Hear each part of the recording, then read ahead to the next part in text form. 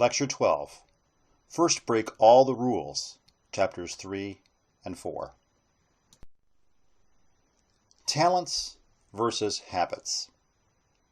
So Steve Jensen, he was a star player at Michigan Tech. He played in the Olympics for Team USA. He played in the NHL for the North Stars and the Kings, and he was the top goal scorer in the NHL for 2 years. Anyway, he told me once that he played with guys that had way more talent than he did, and he was humbled by their talent. But he decided he wanted to be the best he could be, and sure, he had some talent, but he had to work twice as hard, and it was always harder for him. But he had made the decision to build his habits and to achieve his goal.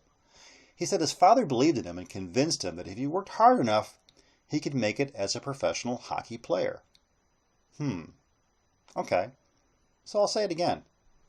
Talents versus habits. And don't you need both? And don't these mean two different things? I'd like to offer some perspective because while we haven't been asked to read Stephen Covey's book, The 7 Habits of Highly Effective People, I have referred to this book throughout the class. But the book we are reading for this class, First Break All the Rules, eschews the idea of habits being too general and instead forwards the idea of talent. So let's compare and contrast Covey's habits with Gallup's talents. And yeah, I know George Gallup didn't write our book, but his name's on the book cover, so I snagged his picture as a proxy for the book. Okay, first break all the rules. Our book maps out the concepts of employee performance based on skills, knowledge, and talent. Pictured here is Gallup's what I'll call bubble diagram. First you have skills. They are the how-tos of a particular role. And then we have knowledge. And knowledge is referred to what you or me or any of us simply are aware of, either through facts or experience. Skills and knowledge, our book reports, are considered teachable. Our book defines talent as a recurring pattern of thought, feeling, or behavior that can be productively applied.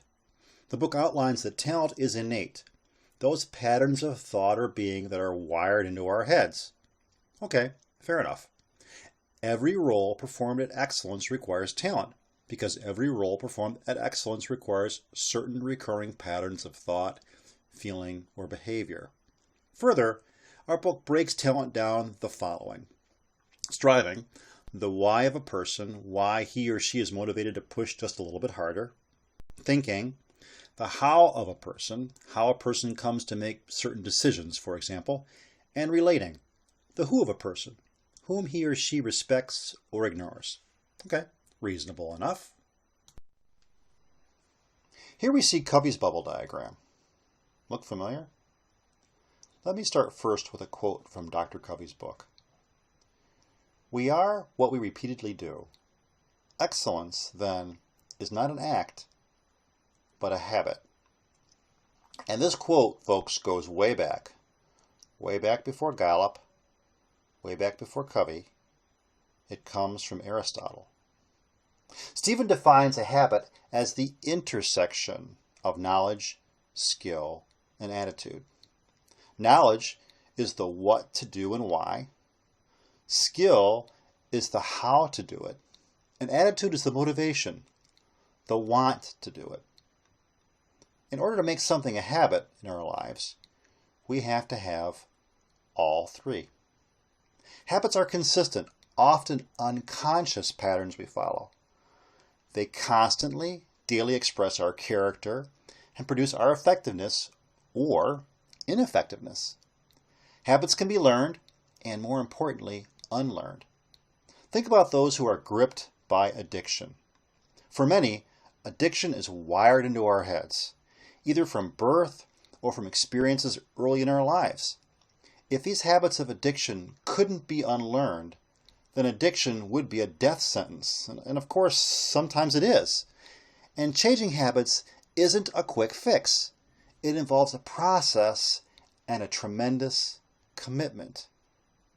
Breaking deeply embedded habitual tendencies such as procrastination, impatience, criticalness, or selfishness violates basic principles of human effectiveness, involves more than a little willpower and more than a few minor changes in our lives. It takes tremendous effort, but it can be done. We can change if we desire it. So, is it talent that helps us defeat addiction? Is it talent that helps us become successful? Or is it a change of habit?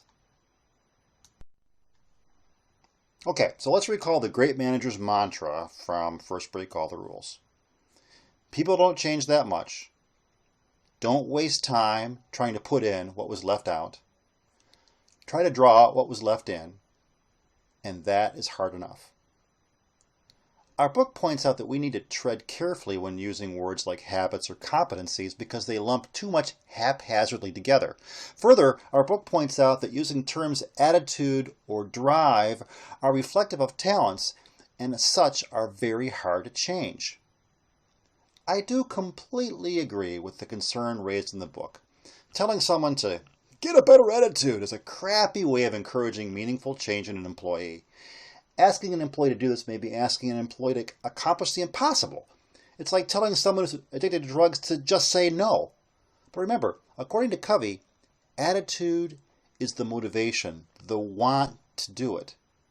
And yep, sure, some folks just don't want to. And the book is right. With these folks, don't waste your time. Both of our books can ask the question, though, how do you draw out what was left in? As we go further into our book, First Break All the Rules, they'll help give answers to this. But first, I want to give you a story. And yeah, it's another hockey story. 1980 Olympics, the miracle on ice. Okay, a couple of quick phrases here to kick us off. First, know what talents you are looking for, and that comes from Gallup. And second, nothing breeds success like success. That's not an old Russian proverb, though they might say it was. It's an old English proverb. All right, now, let's set the stage. The Soviet team came to Lake Placid as the heavy favorite. They were an extraordinarily successful team and had won the previous 4 gold medals. The record was something like 27 wins and 1 loss, and I think there's a tie somewhere in there. And they outscored their opponents 175 to 40. In short, they were considered the world's dominating hockey powerhouse. A colleague of mine once skated with some of these guys, and he was astonished at their skating and playing ability. He told me that they went about their business of scoring goals as if we weren't even there on the ice with them.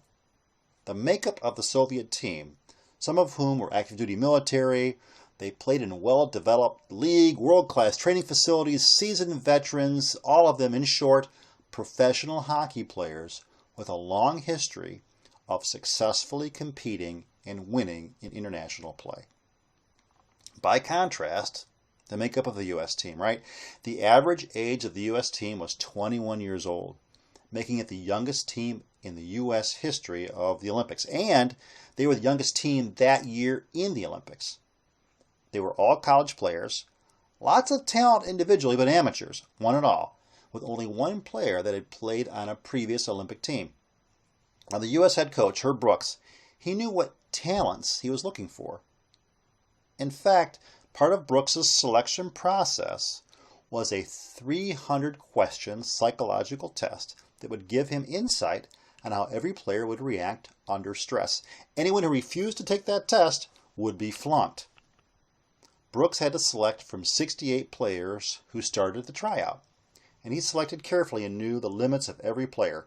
Now, John Harrington, one of the guys who was out there on the team, he made the team, and he eventually played in the AHL with the Rochester Americans. Okay, he was quoted as saying that Herb knew exactly where to quit. He'd push you right to the limit where you were ready to say, I've had it, I'm throwing it in, and then he'd back off. Interesting. So we all know how the story ends, but consider this.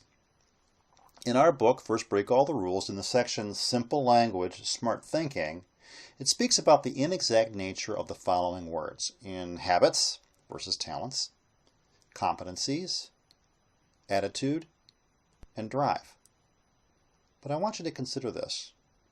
You might think of the habits that Steve Jensen mentioned he needed to develop to be a top player. He made a conscious decision to develop these habits. Additionally, you might think about the competencies outlined by my colleague who actually played against some of these Soviet skaters. You might consider how the U.S. coach Brooks evaluated the attitude towards stress the players had based upon his psychological test. And further, you might consider how Brooks instilled the drive in the team, pushing them to their limits and then pulling them together as a cohesive unit that won the game. My point here is this. These descriptive words are used and commonly understood in today's business environment. Don't be afraid to use them. Recall our chapter on communication. Don't make it harder on folks to understand where you are coming from. Lecture 12, Call to Action. Habits, talents. In summary, by all means, you will have to help employees build on their strengths. And our book will help us uncover this, uncover their talents, and maybe even install a few new habits. Remember too, though, that there are many ways of dealing with, leading, and managing highly effective teams. Let's use our book, First Break All the Rules, as, maybe one voice in many. We then decide which pieces we take and run with.